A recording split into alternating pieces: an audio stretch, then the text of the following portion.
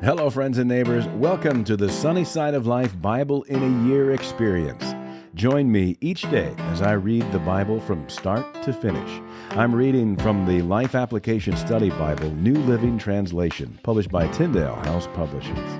I pray this daily reading will bless you as much as it does me. So let's get started. February 12th, Numbers, chapters 13 through 15. The Lord now said to Moses, "Send out men to explore the land of Canaan, the land I am giving to the Israelites. Send one leader from each of the 12 ancestral tribes." So Moses did as the Lord commanded him. He sent out 12 men, all tribal leaders of Israel, from their camp in the wilderness of Paran. These were the tribes and the names of their leaders. From the tribe of Reuben, Shemua, son of Zakur. From Simeon, Shaphat, son of Hori. From Judah, Caleb, son of Jephunneh. From Issachar, Igal, son of Joseph. From Ephraim, Hoshea, son of Nun. From Benjamin, Palti, son of Raphu. From Zebulun, Gadiel, son of Sodi. From Manasseh, son of Joseph, Gadi, son of Susi. From Dan, Amiel, son of Gamali. From Asher, Sethur, son of Michael. From Naphtali, Nabi, son of Vothsi. From Gad, Guel, son of Maki. These are the names of the men Moses sent out to explore the land. Moses called Hoshea, son of Nun, by the name Joshua. Moses gave the men these instructions as he sent them out to explore the land. Go north through the Negev into the hill country. See what the land is like and find out whether the people living there are strong or weak, few or many.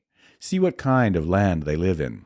Is it good or bad? Do their towns have walls, or are they unprotected like open camps? Is the soil fertile or poor? Are there many trees? Do your best to bring back samples of the crops you see. It happened to be the season for harvesting the first ripe grapes. So they went up and explored the land from the wilderness of Zin as far as Rehob, near Lebahamath. Going north, they passed through the Negev and arrived at Hebron, where Ahiman, Sheshai, and Talmai, all descendants of Anak, lived. The ancient town of Hebron was founded 7 years before the Egyptian city of Zoan. When they came to the valley of Eshcol, they cut down a branch with a single cluster of grapes so large that it took 2 of them to carry it on a pole between them.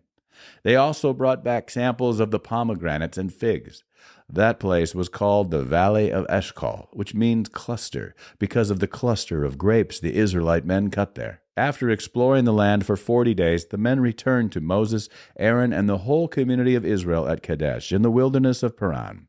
They reported to the whole community what they had seen and showed them the fruit they had taken from the land. This was their report to Moses. "We entered the land you sent us to explore, and it is indeed a bountiful country, a land flowing with milk and honey. Here is the kind of fruit it produces. But the people living there are powerful, and their towns are large and fortified. We even saw giants there, the descendants of Anak. The Amalekites live in the Negev, and the Hittites, Jebusites, and Amorites live in the hill country. The Canaanites live along the coast of the Mediterranean Sea and along the Jordan Valley."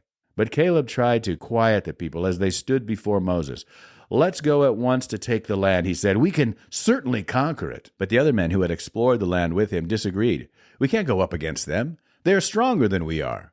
So they spread this bad report about the land among the Israelites. "The land we traveled through and explored will devour anyone who goes to live there. All the people we saw were huge. We even saw giants there, the descendants of Anak. Next to them, we felt like grasshoppers, and that's what they thought too." Then the whole community began weeping aloud, and they cried all night. Their voices rose in a great chorus of protest against Moses and Aaron. "If only we had died in Egypt, or even here in the wilderness," they complained. "Why is the Lord taking us to this country only to have us die in battle? Our wives and our little ones will be carried off as plunder. Wouldn't it be better for us to return to Egypt?" Then they plotted among themselves, "Let's choose a new leader and go back to Egypt." Then Moses and Aaron fell face down on the ground before the whole community of Israel. 2 of the men who had explored the land, Joshua, son of Nun, and Caleb, son of Jephunneh, tore their clothing. They said to the people of Israel, "The land we traveled through and explored is a wonderful land. And if the Lord is pleased with us, he will bring us safely into that land and give it to us. It is a rich land, flowing with milk and honey. Do not rebel against the Lord, and don't be afraid of the people of the land. They are only helpless prey to us. They have no protection, but the Lord is with us. Don't be afraid of them." But the whole community began to talk about stoning Joshua and Caleb. Then the glorious presence of the Lord appeared to all the Israelites at the tabernacle. And the Lord said to Moses, "How long will these people treat me with contempt? Will they never believe me, even after all the miraculous signs I have done among them? I will disown them and destroy them with a plague. Then I will make you into a nation greater and mightier than they are." But Moses objected. "What will the Egyptians think when they hear about it?" he asked the Lord. "They know full well the power you displayed in rescuing your people from Egypt. Now, if you destroy them, the Egyptians will send a report to the inhabitants of this land who have already heard that you live among your people. They know, Lord, that you have appeared to your people face to face and that your pillar of cloud hovers over them. They know that you go before them in the pillar of cloud by day and the pillar of fire by night. Now, if you slaughter all these people with a single blow, the nations that have heard of your fame will say, 'The Lord was not able to bring them into the land he swore to give them, so he killed them in the wilderness.' Please, Lord, prove that your power is as great as you have claimed. For you said, 'The Lord is slow to anger and filled with unfailing love, forgiving every kind of sin and rebellion.' But he does not excuse the guilty. He lays the sins of the parents upon their children. The entire family is affected, even children in the third and fourth generations. In keeping with your magnificent, unfailing love, please pardon the sins of this people, just as you have forgiven them ever since they left Egypt." Then the Lord said, "I will pardon them, as you have requested. But as surely as I live, and as surely as the earth is filled with the Lord's glory, not one of these people will ever enter that land. They have all seen my glorious presence and the miraculous signs I performed both in Egypt and in the wilderness. But again and again they have tested me by refusing to listen to my voice. They will never even see the land I swore to give their ancestors. None of those who have treated me with contempt will ever see it. But my servant Caleb has a different attitude than the others have. He has remained loyal to me, so I will bring him into the land he explored. His descendants will possess their full share of that land. Now turn around and don't go on toward the land where the Amalekites and the Canaanites live. Tomorrow you must set out for the wilderness in the direction of the Red Sea." Then the Lord said to Moses and Aaron, "How long must I put up with this wicked community and its complaints about me? Yes, I have heard the complaints the Israelites are making against me. Now tell them this: 'As surely as I live, declares the Lord, I will do to you the very things I heard you say. You will all drop dead in this wilderness, because you complained against me, every one of you who is 20 years old or older and was included in the registration will die. You will not enter and occupy the land I swore to give you.' The only exceptions will be Caleb, son of Jephunneh, and Joshua, son of Nun. You said your children would be carried off as plunder. Well, I will bring them safely into the land, and they will enjoy what you have despised. But as for you, you will drop dead in this wilderness, and your children will be like shepherds wandering in the wilderness for 40 years. In this way, they will pay for your faithlessness until the last of you lies dead in the wilderness. Because your men explored the land for 40 days, you must wander in the wilderness for 40 years, a year for each day, suffering the consequences of your sins. Then you will discover what it is like to have me for an enemy. I, the Lord, have spoken. I will certainly do these things to every member of the community who has conspired against me. They will be destroyed here in this wilderness, and here they will die." The 10 men Moses had sent to explore the land, the ones who incited rebellion against the Lord with their bad report, were struck dead with a plague before the Lord. Of the 12 who had explored the land, only Joshua and Caleb remained alive. When Moses reported the Lord's words to all the Israelites, the people were filled with grief. Then they got up early the next morning and went to the top of the range of hills. "Let's go," they said. "We realize that we have sinned, but now we are ready to enter the land the Lord has promised us." But Moses said, "Why are you now disobeying the Lord's orders to return to the wilderness? It won't work. Do not go up into the land now. You will only be crushed by your enemies because the Lord is not with you. When you face the Amalekites and the Canaanites in battle, you will be slaughtered. The Lord will abandon you because you have abandoned the Lord." But the people defiantly pushed ahead toward the hill country, even though neither Moses nor the ark of the Lord's covenant left the camp. Then the Amalekites and the Canaanites who lived in those hills came down and attacked them and chased them back as far as Hormah. Then the Lord told Moses, "Give the following instructions to the people of Israel. When you finally settle in the land I am giving you, you will offer special gifts as a pleasing aroma to the Lord. These gifts may take the form of a burnt offering, a sacrifice to fulfill a vow, a voluntary offering, or an offering at any of your annual festivals, and they may be taken from your herds of cattle or your flocks of sheep and goats. When you present these offerings, you must also give the Lord a grain offering of 2 quarts of choice flour mixed with 1 quart of olive oil. For each lamb offered as a burnt offering or a special sacrifice, you must also present 1 quart of wine as a liquid offering. If the sacrifice is a ram, give a grain offering of 4 quarts of choice flour mixed with 1/3 of a gallon of olive oil, and give 1/3 of a gallon of wine as a liquid offering.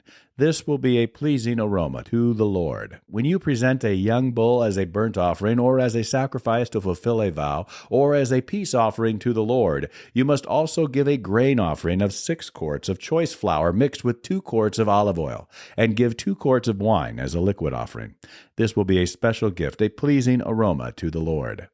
Each sacrifice of a bull, ram, lamb, or a young goat should be prepared in this way. Follow these instructions with each offering you present. All of you native-born Israelites must follow these instructions when you offer a special gift as a pleasing aroma to the Lord. And if any foreigners visit you or live among you and want to present a special gift as a pleasing aroma to the Lord, they must follow these same procedures. Native-born Israelites and foreigners are equal before the Lord and are subject to the same decrees. This is a permanent law for you, to be observed from generation to generation. The same instructions and regulations will apply both to you and to the foreigners living among you. Then the Lord said to Moses, "Give the following instructions to the people of Israel. When you arrive in the land where I am taking you, and you eat the crops that grow there, you must set some aside as a sacred offering to the Lord. Present a cake from the first of the flour you grind, and set it aside as a sacred offering, as you do with the first grain from the threshing floor. Throughout the generations to come, you are to present a sacred offering to the Lord each year from the first of your ground flour. But suppose you unintentionally fail to carry out all these commands that the Lord has given you through Moses. And suppose your descendants in the future fail to do everything the Lord has commanded through Moses. If the mistake was made unintentionally and the community was unaware of it, the whole community must present a young bull for a burnt offering as a pleasing aroma to the Lord. It must be offered along with its prescribed grain offering and liquid offering, and with 1 male goat for a sin offering. With it, the priest will purify the whole community of Israel, making them right with the Lord, and they will be forgiven. For it was an unintentional sin, and they have corrected it with their offerings to the Lord, the special gift and the sin offering. The whole community of Israel will be forgiven, including the foreigners living among you, for all the people were involved in the sin. If one individual commits an unintentional sin, the guilty person must bring a 1-year-old female goat for a sin offering. The priest will sacrifice it to purify the guilty person before the Lord, and that person will be forgiven. These same instructions apply both to native-born Israelites and to the foreigners living among you. But those who brazenly violate the Lord's will, whether native-born Israelites or foreigners, have blasphemed the Lord, and they must be cut off from the community. Since they have treated the Lord's word with contempt and deliberately disobeyed his command, they must be completely cut off and suffer the punishment for their guilt. One day, while the people of Israel were in the wilderness, they discovered a man gathering wood on the Sabbath day. The people who found him doing this took him before Moses, Aaron, and the rest of the community. They held him in custody because they did not know what to do with him. Then the Lord said to Moses, "The man must be put to death. The whole community must stone him outside the camp." So the whole community took the man outside the camp and stoned him to death, just as the Lord had commanded Moses. Then the Lord said to Moses, "Give the following instructions to the people of Israel. Throughout the generations to come, you must make tassels for the hems of your clothing and attach them with a blue cord. When you see the tassels, you will remember and obey all the commands of the Lord instead of following your own desires and defiling yourselves as you are prone to do. The tassels will help you remember that you must obey all my commands and be holy to your God.